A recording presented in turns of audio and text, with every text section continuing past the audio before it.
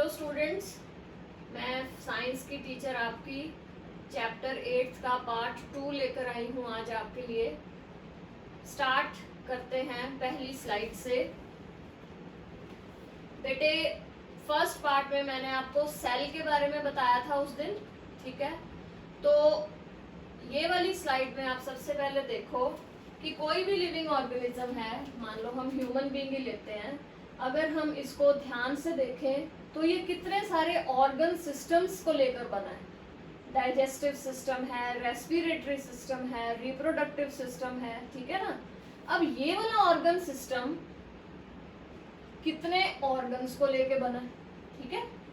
अब हर एक ऑर्गन जो भी एक ऑर्गेनिज्म में होता है वो ऑर्गन आगे किस चीज से बनता है? टिश्यूज से। और टिश्यूज लास्ट में किस एक चीज से बनते हैं, किस एक चीज को मिलाकर बनते हैं? वो है सेल, जो हमने पिछली वीडियो में करा था। अब आज के लेक्चर में जो हम सुनेंगे समझेंगे वो है सेल स्ट्रक्चर और उसके फंक्शंस, कि सेल का स्ट्रक्चर क्या है, कैसे बना है, और जो जिस चीज से भी बना है उस चीज का सेल में फंक्शन क्या है, ठीक है? तो ये है हमारे सेल का फोटो, एक सेल बना कैसे है। तो सबसे पहले ये इतने बड़े डायग्राम में ये सब कुछ देखने की अभी आपको कोई जरूरत नहीं। बेटे, जो भी ये कलर्ड है ना, येलो कलर से दिख रहा है, ये तीन चीजें सबसे पहले देखो आप। तो the basic components of a cell are, basic components of a cell are nucleus, ये वाला, उधर देखो सेल मेम्ब्रेन, और तीसरा साइटोप्लाज्म। मेरे पीछे पीछे बोलो, the basic components of a cell are nucleus, cell membrane and cytoplasm. अब the cytoplasm and nucleus are enclosed within the cell membrane, मतलब कि ये जो सेल मेम्ब्रेन, ये लाल रंग की जो आप देख रहे हो ना, ये है सेल मेम्ब्रेन। इसके अंदर आती हैं दोनों चीजें, ये है न्यूक्लियस और ये है साइटोप्लाज्म, राइट? अब सेल मेम्ब्रेन देखो जरा, वो लाल वाला हिस्सा, सेल मेम्ब्रेन का फंक्शन क्या है? The cell membrane separates cells from one another and also the cell from the surrounding medium। मतलब क्या कि जो सेल मेम्ब्रेन है, ये वाला हिस्सा सेल का, ये लाल वाला हिस्सा, ये क्या करता है? ये दूसरे सेल्स से इसको सेपरेट करता है, अलग करता है हर एक सेल को, ठीक है? एक और बात यहाँ पे ध्यान देने वाली, the cell membrane is also called plasma membrane. Cell membrane का दूसरा नाम है प्लाज्मा मेम्ब्रेन। आगे चलिए। वाओ, फर्स्ट क्वेश्चन आज का लिखना शुरू करिए। I will give you 10-20 seconds. Name the basic components of a cell. अभी करा हमने, 3 होते हैं बेसिक कंपोनेंट्स, उनका नाम लिखिए। शाबाश।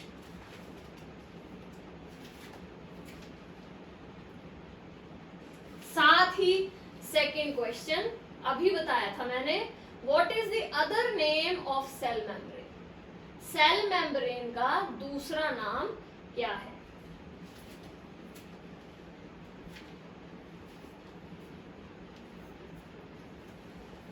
अब बेटे, दोनों क्वेश्चन के आंसर्स मुझे पता है आपने लिख लिए हैं। अब देखो, ये वीडियो देखने के बाद जब अपनी बुक भी खोलोगे ना, तो आपको लगेगा कि मैम ने बुक में से ही फोटोज हमारी बनाई थी। तो एक फोटो है ये, सबसे पहले देखो अनियन सेल। अब अनियन प्लांट है ना, तो पहली फोटोग्राफ है प्लांट सेल। दूसरा देखो human cheek cell. Human cheek मतलब मनुष्य का गाल। अपने गाल पे हाथ लगा के देखो, इस गाल का एक सेल की फोटो आप वहां पर स्क्रीन पे देख रहे हो। अब दोनों में मैं आपको ये तीनों चीजें जो हमने करी हैं अभी मैं आपको बताऊंगी। अब देखो, इस सेल में देखो, ये जो पर्पल कलर की नजर आ रही है ना आपको लाइंस, ये क्या हुई? सेल मेम्ब्रेन, ठीक है? उसके बाद ये जो बीच वाली चीज है, गोल गोल सी नजर आ रही है, दिस इज न्यूक्लियस, और जो साइड पे जितना भी है ये वाली चीज, दिस इज साइटोप्लाज्म। ये आपने 3 चीजें अभी याद करनी है अच्छी तरह से। अब इसमें देखो एनिमल सेल में सेल मेम्ब्रेन, ये न्यूक्लियस, और ये बीच वाला वो देखो साइटोप्लाज्म। तीनों चीजें समझ आ गई। अब चलते हैं आगे। अब बेटे फिर से वही वाला डायग्राम आया है। अब इसमें 3 चीजें हमने पहले करी थी। हमने क्या क्या किया था? सेल मेम्ब्रेन, न्यूक्लियस और साइटोप्लाज्म। अब एक और चीज समझाने के लिए आपको ये वाली मैंने फिर से स्लाइड डाली है। ये लाल सर्कल के आसपास ये एक ब्राउन सा भी सर्कल आपको नजर आ रहा होगा, नजर आ रहा है? तो सिर्फ प्लांट सेल्स में, in addition to the cell membrane, there is an outer thick layer in cells of plants called cell wall। वो देखो ऊपर येलो कलर से हाईलाइट किया हुआ है, सेल वॉल। सिर्फ प्लांट्स में होती है सेल वॉल, एनिमल्स में सेल वॉल नहीं होती। अब क्यों होती है सेल वॉल प्लांट्स में, वो भी ध्यान से सुनो। This additional layer surrounding the cell membrane is required by plants for protection। Protection के लिए प्लांट्स में नेचर ने ये सेल वॉल दी है। किस चीज की प्रोटेक्शन के लिए? क्यों उनको प्रोटेक्शन चाहिए? क्योंकि प्लांट्स घूम नहीं सकते ना। अब एकदम से टेम्परेचर बढ़ गया, 30 डिग्री से 35 हो गया, 35 डिग्री सेल्सियस हो गया, 40 डिग्री हो गया, तो ये प्लांट भाग के कहीं शेड में तो जा नहीं सकता ना। यहाँ क्या हुआ? एकदम बड़ी जोर से आंधी या तूफान आ गया, ऐसी वेरिएशंस में बारिश आ गई, तो वो क्या करता है? प्लांट तो घूम नहीं सकता, मूव नहीं कर सकता, तो उसको नेचर ने ये दूसरी परत दी हुई है, एक एक्स्ट्रा, इसको कहते हैं सेल वॉल। ये सिर्फ प्लांट्स में होती है, एनिमल सेल में ये वॉल नहीं होती, ये भी ध्यान रखना। और सेल वॉल प्लांट्स में क्यों होती है? फॉर, बोलो, yes, for protection. Protection from variations. Variations मतलब जैसे कि temperature, high wind speed, moisture, rain, कुछ भी ऐसा कुछ हो जाता है तो प्लांट्स अपने आप को बचा लेते हैं। ठीक है? Oh, question number 3, why do plants require cell wall? Plants को सेल वॉल की जरूरत क्यों है? लिखो फटाफट, शाबाश।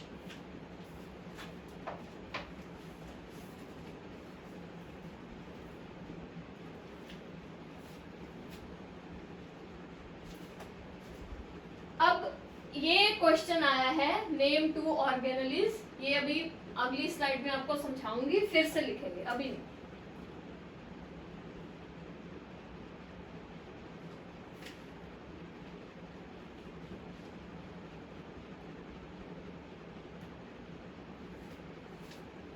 अब देखो, एक चीज जो रह गई सेल वॉल के बाद, वो है साइटोप्लाज्म। आपको सिर्फ बताया था कि साइटोप्लाज्म होता क्या। अब इसके फंक्शन करना रह गया हमसे।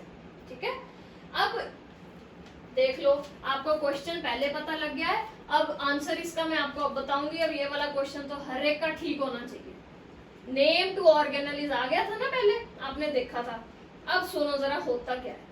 अब ये जो साइटोप्लाज्म है ना बेटे, ये देखो, ये वाला व्हाइट वाला हिस्सा जो आप देख रहे हो, ये वाला साइटोप्लाज्म, ये it is a jelly like substance. Jelly वाली टॉफी तो सभी ने खाई है, वो ऐसे ऐसे ऐसे हिलती है ना, है ना? ना लिक्विड होती है ना सॉलिड होती है, सेमी सॉलिड टाइप होती है। जेली लाइक सब्सटेंस होता है साइटोप्लाज्म। और ये कहाँ पे प्रेजेंट होता है बेटे? पहले भी बताया मैंने, सेल मेम्ब्रेन, ये रेड वाले हिस्से और न्यूक्लियस के बीच में, इस हिस्से में जो भी है उसको बोलते हैं साइटोप्लाज्म। राइट? अब साइटोप्लाज्म में आप देख रहे हो कि अकेला व्हाइट हिस्सा नहीं है, ये भी है, ये भी है, ये है, ये है, ये है। तो ये सब चीजें जो साइटोप्लाज्म में प्रेजेंट होती हैं, इन सभी चीजों को बोलते हैं ऑर्गेनेलिज। क्या बोलते हैं?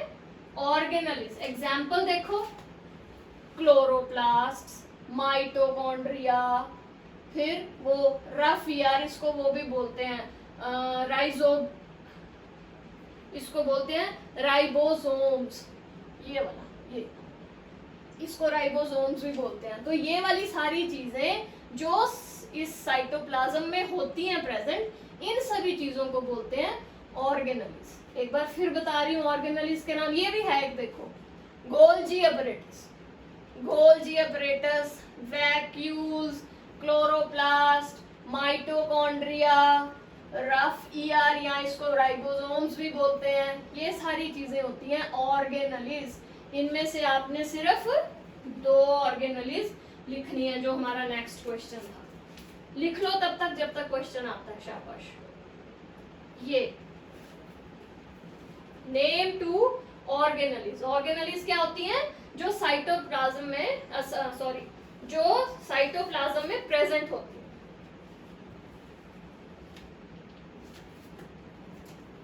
लिख ली, शाबाश बेटे। अब नेक्स्ट टॉपिक जो है आज का, दैट इज न्यूक्लियस। न्यूक्लियस, अब देख रहे हो आप पिक्चर में, न्यूक्लियस की शेप नजर आ रही है आपको? न्यूक्लियस की शेप होती है स्फेरिकल, स्फेरिकल मतलब राउंड, है ना? अब it is an important component of the living cell. It is generally spherical, generally आमतौर पर ये स्फेरिकल राउंड गोल शेप में होता है। दूसरी बात, it is in the centre of the cell. कोई भी सेल लोगे आप, उसके सेंटर में उसका न्यूक्लियस होगा, उसके बीच में सेंटर में उसका न्यूक्लियस होगा। अब nucleus can be separated from the cytoplasm by a membrane called nuclear membrane. ये देखो, ये है न्यूक्लियर मेम्ब्रेन, ये वाली। अब ये न्यूक्लियर मेम्ब्रेन क्या करती है? ये न्यूक्लियर मेम्ब्रेन न्यूक्लियस को बाहर साइटोप्लाज्म से डिवाइड करती है। ये क्वेश्चन फिर आएगा अभी, इसलिए ध्यान से सुन लो। Nucleus is separated from the cytoplasm. This is nucleus, बाहर इसके क्या है? साइटोप्लाज्म। अब न्यूक्लियस को साइटोप्लाज्म से कौन सी चीज सेपरेट कर रही है, अलग कर रही है? वो है न्यूक्लियर मेम्ब्रेन। ठीक है? हाँ, इसके अलावा अगर हम एक माइक्रोस्कोप लेके देखें ना, तो हमें नजर आएगा, we can see a smaller spherical body in the nucleus. Nucleus के अंदर भी एक स्फेरिकल बॉडी हमें नजर आएगी अगर हम एक माइक्रोस्कोप लेके देखें। अब उसको क्या बोलते हैं? न्यूक्लियोलस, ये वाला। इस न्यूक्लियस के अंदर एक स्फेरिकल बॉडी, एक राउंड बॉडी, उसको बोलते हैं न्यूक्लियोलस। इसके अलावा अब हमने 2 चीजें कर ली इसमें, न्यूक्लियर मेम्ब्रेन और न्यूक्लियोलस। न्यूक्लियोलस, न्यूक्लियस के बीच में एक स्फेरिकल बॉडी होती है। अच्छा चलो, आगे चलने से पहले next question, question number 5। What does nuclear membrane separates? What does nuclear membrane separate? Nuclear membrane क्या सेपरेट करती है? 2 चीजों को सेपरेट करती है ना, वो 2 चीजों के नाम लिखने हैं आपने।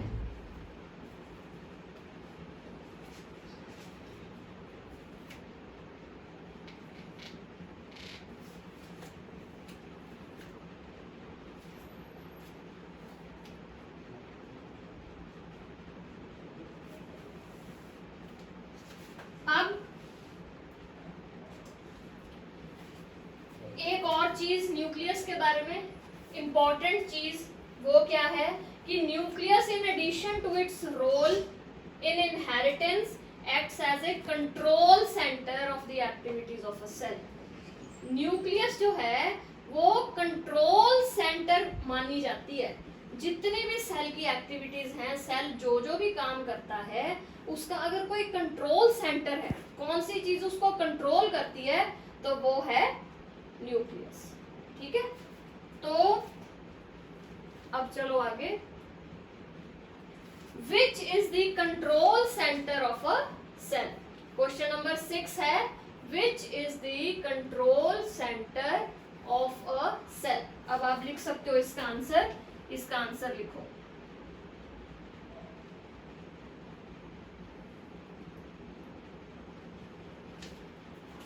अब बेटे एक चीज और कि the content of a living cell is known as protoplasm. हमने पहले क्या किया था साइटोप्लाज्म। अब एक ये नया वर्ड है प्रोटोप्लाज्म।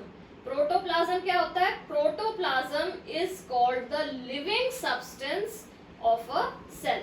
अगर आपसे कोई पूछे कि what is the living substance of a cell, उसको बोलते हैं प्रोटोप्लाज्म।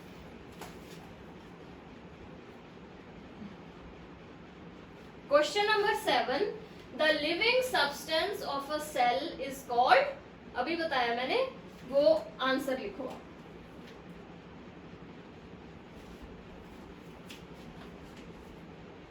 अब देखो बेटे, हमने किया था न्यूक्लियस। न्यूक्लियस में न्यूक्लियोलस भी किया था। न्यूक्लियस के भी सेंटर, उसको बोलते हैं न्यूक्लियोलस।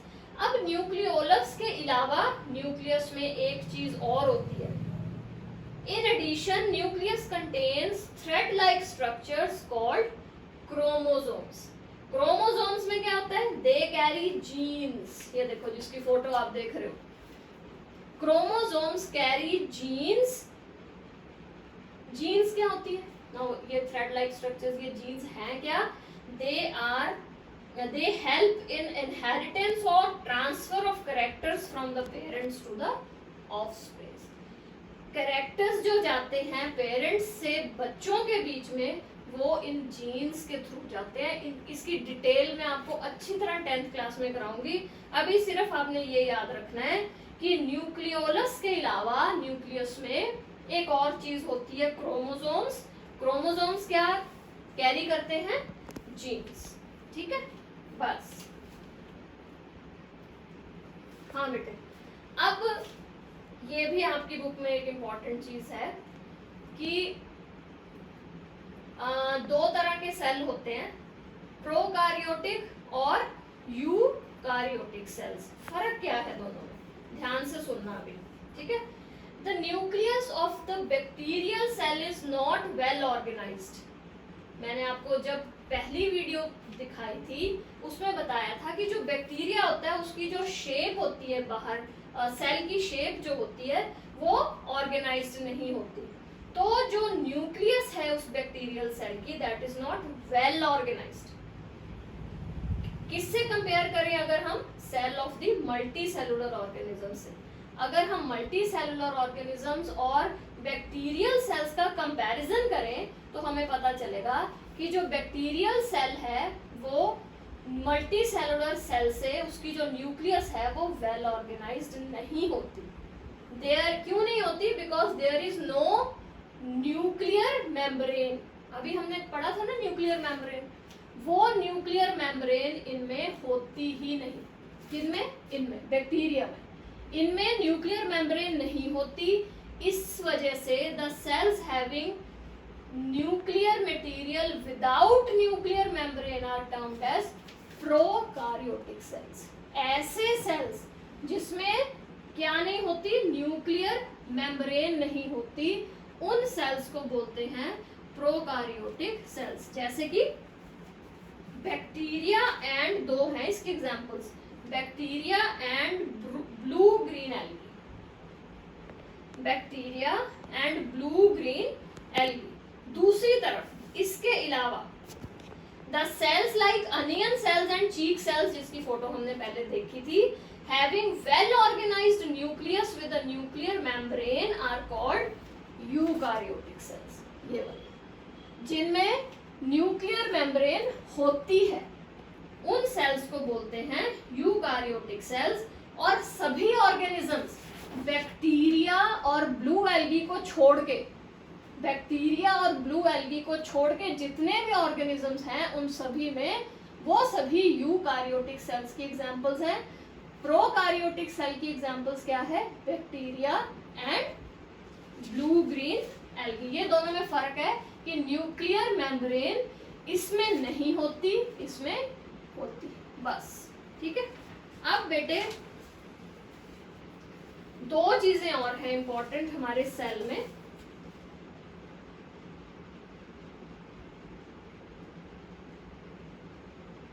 इसमें अब देखो, अब हमने दो चीजें और करनी है।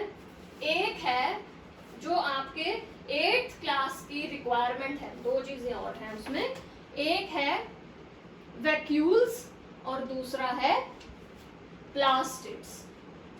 एक है वैक्यूल्स और दूसरा है प्लास्टिड की एक एग्जांपल है क्लोरोप्लास्ट। ठीक है, अभी पहले इसमें देखो, फिर मैं आपको अलग से भी बताऊंगी। वैक्यूल ये वाला और क्लोरोप्लास्ट ये वाला, दो ही चीजें करनी है बस और अब हमने। ठीक है, अब देखो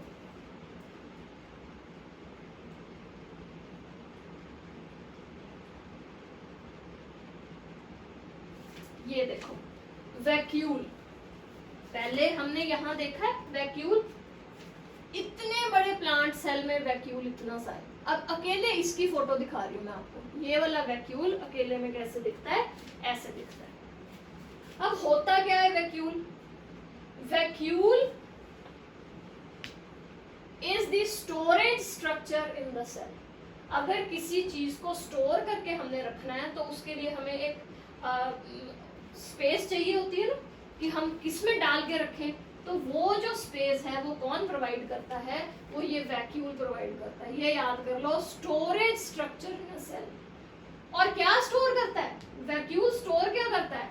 it can hold food for later use और वेस्ट फॉर रिमूवल, दोनों काम, ये दोनों की स्पेस प्रोवाइड करता है। क्या करता है? खाना भी रख लेता है अपने में बाद के इस्तेमाल के लिए, for later use, and waste, जो गंद या जो चीज रिमूव प्लांट से करने वाली है उसको भी रख लेता है, और जब टाइम होता है तब उसको अपने पार्ट में से निकाल भी देता है। वैक्यूल के ये दोनों काम है। ठीक है, समझ आ गया? आगे चलो। यस, अब आगे प्लास्टिड्स, जिसकी हमने एग्जांपल क्लोरोप्लास्ट भी करी थी, वो भी मैं आपको बताऊंगी। अब वैक्यूल्स के बाद है बेटे ये प्लास्टिड्स। प्लास्टिड्स समझने के लिए ये वाला प्लांट देखो, आपकी बुक में 3 प्लांट्स हैं, उनमें से एक प्लांट ये है ट्रेड्सेंशिया लीव्स। ये ट्रेड्सेंशिया लीव्स क्या है? देखो पर्पल कलर के हैं, लेकिन बीच बीच में आपको ग्रीन भी नजर आएंगे, सारा पर्पल नहीं है। ठीक है, अब एक ही प्लांट है भाई, एक ही प्लांट में पर्पल भी कलर है, ग्रीन भी कलर है। ये कलर्स किसकी वजह से आते हैं? These colours are because of plastids, ये याद रखना। अच्छा, we have noticed several small colored bodies in the cytoplasm of this leaf. We are observing small colored bodies. Now these colored bodies are scattered in the cytoplasm of the leaf cells and these are called plastids. ठीक है, they are of different colors. अब सबसे important चीज जो plant में है, green colour plastids. Green colour plastids are called chloroplast. इसकी photo मैंने पहले दिखाई थी। ये green colour plastids are called chloroplast. Plastids क्या होते हैं? What are plastids? Plastids are scattered in the cytoplasm of a leaf and they are called plastids, right? और plastids में जब green color आ जाता है then they are called chloroplast। और आपको पता है chloroplast किस वजह से होता है? They contain green pigment which is called chlorophyll। chlorophyll की वजह से जो chloroplast हैं वो green होते हैं, right? Now comes the last part of this chapter, that is the difference between a plant and an animal cell। दोनों में डिफरेंस क्या है? अब ये बात याद रखना कि दोनों में हल्का फुल्का सा डिफरेंस है। दोनों सेल्स में, प्लांट सेल और एनिमल सेल में जो फर्क है वो ध्यान से देखो। Plant cell is usually larger, हल्का सा बड़ा होता है। एनिमल सेल कंपैरेटिवली छोटा होता है। अब प्लांट सेल जो है वो सेल वॉल होती है प्लांट सेल में। यहाँ पर ये बेशक अगर नहीं याद होता तो इसको मत लिखना, यहाँ लिखोगी प्लांट सेल में सेल वॉल होती है, एनिमल सेल में सेल वॉल नहीं होती है। Third, plant cell can not change it shape, change नहीं कर सकता अपनी शेप को। Animal cell can often change its shape. अब ये चीज प्लास्टिड्स जिसने कलर देना है, plastids are present in plant cell, plastids are not present. A mature plant cell contains a large central vacuole. An animal cell often possess many small vacuoles. इसमें बड़े vacuoles होते हैं, इसमें छोटे vacuoles होते हैं. डिफरेंस एक बार और कर लो लास्ट टाइम, और मेरे पीछे पीछे आपने साथ साथ रिपीट भी करना ताकि जल्दी जल्दी हमें याद भी हो जाए. एक प्लांट सेल का साइज जो है वो थोड़ा सा बड़ा होता है, एनिमल सेल का कंपैरेटिवली छोटा होता है. दूसरा, प्लांट सेल के आसपास एक सेल वॉल होती है, एनिमल सेल में सेल वॉल नहीं होती. प्लांट सेल अपनी शेप चेंज कर सकता है, एनिमल सेल प्लांट सेल अपनी शेप बिल्कुल चेंज नहीं कर सकता है, एनिमल सेल कभी कभी कर सकता है. प्लास्टिड्स प्लांट सेल में प्रेजेंट होते हैं, इसमें वो एब्सेंट होते हैं. एनिमल सेल में प्लास्टिड्स नहीं होते. प्लांट सेल के वैक्यूल्स बड़े होते हैं जनरली, इसके एनिमल सेल में ज्यादा वैक्यूल्स होते हैं लेकिन छोटे होते हैं. राइट? अब बेटे हमें एजुकेशन डिपार्टमेंट की तरफ से ये कहा गया है कि इनको हर चैप्टर की एक एक्टिविटी जरूर देनी है बच्चों को. तो ये मैंने एक्टिविटी आपके लिए बनाई है. क्वेश्चन नंबर 8, जो तो बच्चे अंडा खाते हैं वो तो इसको घर में बनाएंगे मम्मी पापा के सामने. जो अंडा नहीं खाते हैं, जिनके घर एग नहीं आता, वो क्या करेंगे, वो जो बच्चे जिन्होंने करी है ये एक्टिविटी उनसे फोटो मंगाएंगे भी हमें फोटो भेजो, और उनसे बात करेंगे, पूछेंगे कि क्या क्या देखा. अब इसमें करना क्या है एक्टिविटी में, बॉयल अ हैंस एग, एक अंडे को पानी में उबालना है. रिमूव द शेल, क्या होगा, जो व्हाइट वाला पार्ट है उसका हार्ड हो जाएगा, उसको रिमूव कर देना है. व्हाट डू यू ऑब्जर्व, बस आपने क्या देखा. जब आप वो कर लोगे तब आपने ये स्लाइड दोबारा देखनी है. मैंने साथ में आंसर भी लिख दिया, आप क्या ऑब्जर्व करोगे.